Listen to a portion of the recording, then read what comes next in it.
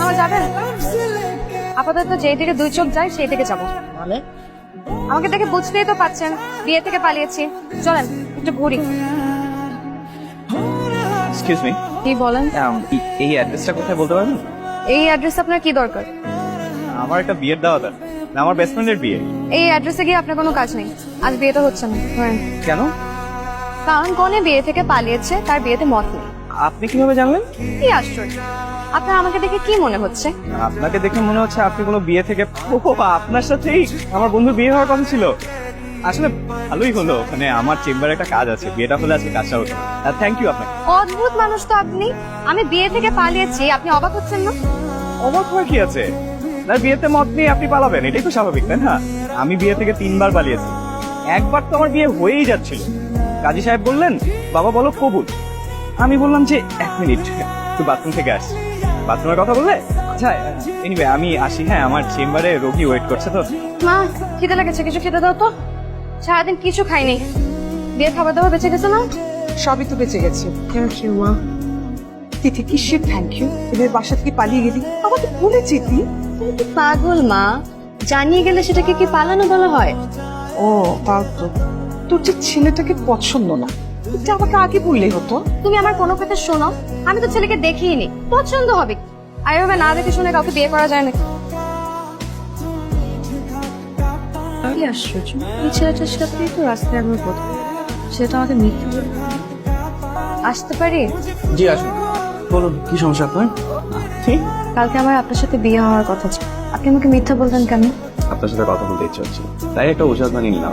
আমি যে বিয়ে থেকে পালিয়েছি, আপনার আমার উপর রাগ হয়নি? রাগ কেন হবে? আপনার বিয়ে করতে ইচ্ছে হচ্ছিল না, সাহস করে পালিয়ে গেছেন, এটাই তো ভালো। চেনেন না জানেন না, যাকে তাকে বিয়ে করা যায় নাকি? আচ্ছা, আজকে আসি। আবার আসবেন কিন্তু, মানে এমনি এমনি না, অসুস্থ হলে তবেই। আপনার হোক, এই হলেও হতে পারতেন আমার একমাত্র বিবাহিত বোন। আপনি আমার অফিসে? আপনি আমার চেম্বারে যেতে পারবেন, আমি আপনার অফিসে আসতে পারবো না? না মানে, আচ্ছা কেন আসছেন বলুন। এখানেই বলবো? সবচেয়ে ভালো হয় যদি একটা রেস্টুরেন্টে বসে কথা বলি। কি পারবেন না? হ্যাঁ পারবো। তাহলে বলুন কি বলবেন। এটা বলতে চাচ্ছিলাম যে আমার আসলে বিয়ে শাদী করার খুব একটা ইচ্ছে ছিল, তো মা জোরাজুরি করে, তো একদিন হঠাৎ করে আপনার ছবি দেখে বললো দেখ কেমন লাগে। আপনি তো এমনিই দেখতে খুব সুন্দর, তাই ছবি দেখে খুব ভালো লেগেছে। কিন্তু কি আর করা, হলো তো আর না, তাই আর বিয়ের কথা ভাবছি। আপনার কি অবস্থা বলেন? মানে আপনি কি বিয়ের কথা ভাবছেন না, মানে করবেন না? করবো না কেন, অবশ্যই করবো। মেয়ে হয়ে জন্মেছি, মা হতে হবে না? তাছাড়া আমার মা হওয়ার খুব ইচ্ছে, আর আমার একটা ছেলে বাবুর খুব শখ। ছেলের শখ? কেন, মেয়ের মা হলে ক্ষতি কি? কোনো সমস্যা নেই, কিন্তু আমার কি মনে হয় জানেন, আমি আমার মাকে যে পরিমাণ জ্বালিয়েছি, আমার যদি একটা মেয়ে হয় আমাকেও সে পরিমাণ জ্বালাবে। এই জন্য আমার মনে হয় একটা ছেলে বাবু হবে, এটাই ভালো। এরকম ছেলে পছন্দ আপনার? আহামরি না, মানে ভালো অনেস্ট হলেই হয়। আমার যেরকম মন মানসিকতা ওরকম হলেই হয়। মাকে ছেলে হিসাবে কেমন লাগলো? ভালো না খারাপও না, মাঝামাঝি। আসলে আমি আপনার সাথে তেমন একটা মিশি নাই তো বলতে পারবো না। আচ্ছা, আমার না দেরি হয়ে যাচ্ছে। আমি যদি আজকে অফিসে দেরি করে যাই, আফসার ভাই তো আমাকে মেরেই ফেলবে। এই কথা কি শেষ হয়েছে নাকি আর কিছু বলবেন? না, শেষ। আচ্ছা, আজকে উঠি তাহলে। ভাত। তুই কালকে ফ্রি আছিস? কেন? একটা ছেলে, ওর নাম রাখু, তোর সাথে দেখা করতেছি। তুই বরং একটা রেস্টুরেন্টে গিয়ে বস। তারপর আমাকে কি তোমার পছন্দ হয়েছে? মাত্রই তো দেখা হলো, এখনো কিছু ভাবিনি। মাত্র দেখো যে তাতে কি, আমি কি হ্যান্ডসাম না? আর তুমি কি জানো সব মেয়ে আমাকে প্রথম দেখাতে প্রেমে পড়ে যায়। লাভ এট ফার্স্ট সাইট। তাই নাকি? ইউ আর সো লাকি যে তুমি আমাকে বিয়ে করতে পারো। আচ্ছা চলেন না আমরা কিছু একটা অর্ডার। কোর্স তুমি যা ইচ্ছা অর্ডার দিতে পারো। শোনো, আমার কিন্তু টাকার অভাব নেই, সারা জীবন তোমাকে রাজরানীর মতো রাখতে পারবো। জানো আমি একটা প্ল্যান করেছি, প্ল্যান হচ্ছে আমরা বিয়ের পরে তোমাকে একটা BMW গিফট করবো। না থাক, আমার এত দামি গাড়িতে চড়ার শখ নাই। শখ নাই না, সামর্থ্য নাই। আচ্ছা শুনুন, আমি আজকে উঠি। আরে কি আজব, খাবে না? না, আপনার কথা শুনে আমার পেট ভরে গেছে। Thank you.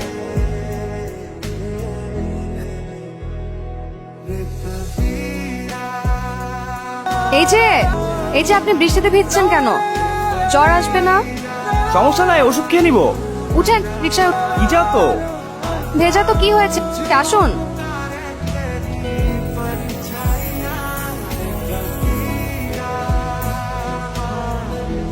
আপনিও একটা ওষুধ খেয়ে নিন, প্রেসক্রিপশন লিখে দিব। ওকে ডাক্তার সাহেব।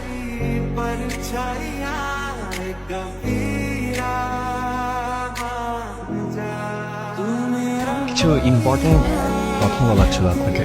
আসলে আমি বুঝতে পারছি না যে আসলে কিভাবে বলবো আপনাকে, আপনি কিছু মনে করেন কিনা।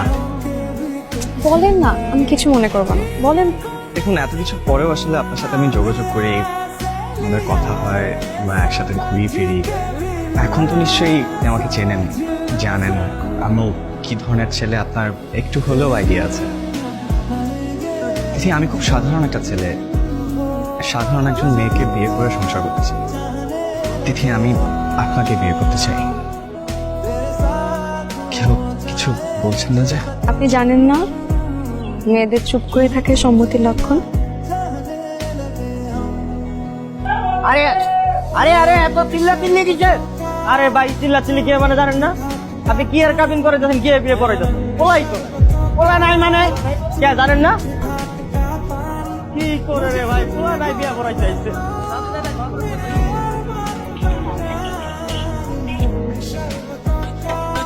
আরে ভাই কি হয়েছে কন্যা, বিয়ে বাড়িতে পলাইছেন না? আরে না না ভাই, এরওয়ানিয়ার পাগড়ি পইরা গেছিলাম বিসিএস পরীক্ষা দিতে, পারি নাই কিছু, পরে চলে আসছি।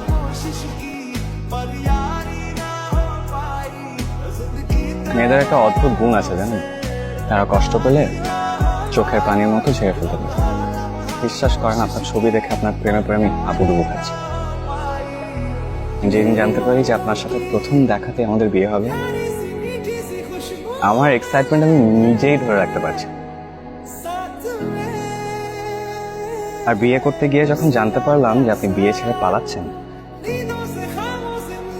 তখন ঠিক এরকম কষ্টই পেয়েছিলাম আমি। প্রতিশোধ নিলেন? তাহলে পালালেন কেন?